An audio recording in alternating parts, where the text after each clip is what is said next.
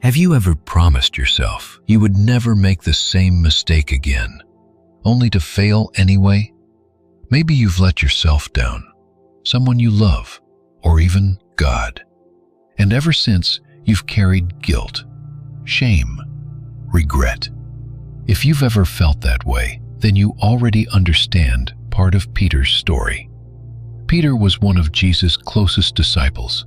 He was bold, passionate, completely convinced that nothing could separate him from his Lord.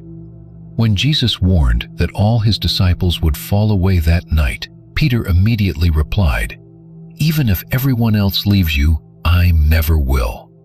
But Jesus looked at him and said, "Before the rooster crows today, you will deny me 3 times." Peter couldn't believe it. He answered, "Lord, I am ready to go with you even to prison and to death." Just a few hours later, everything changed. Jesus was arrested. The disciples ran away. Peter followed from a distance. As he stood near the fire trying not to be noticed, someone looked closely at him. "You were with Jesus." Peter quickly answered, "I don't know him." A little later, someone else recognized him. Again, Peter denied it.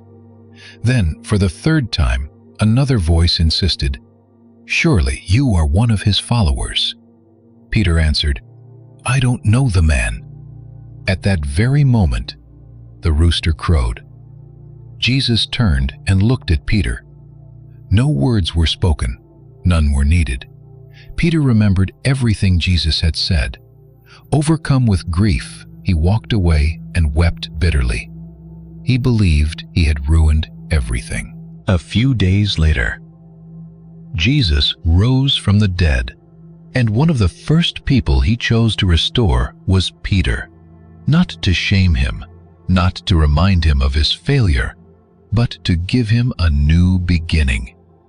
3 times Jesus asked, "Peter, do you love me?" It wasn't to reopen the wound, it was to heal it. With every answer, Jesus rebuilt what guilt had broken. That day, Peter discovered a truth that still changes lives today. His greatest failure was never greater than God's grace. Maybe you're carrying regrets today. Maybe you think you've gone too far.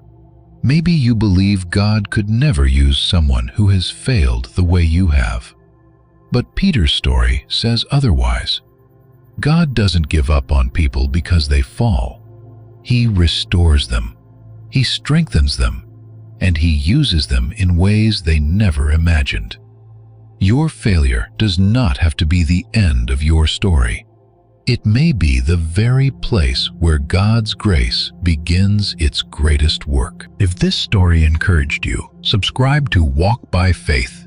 Every week, we bring the Bible to life through powerful stories that remind us God is always working, even in our darkest moments. Remember, God is still writing your story.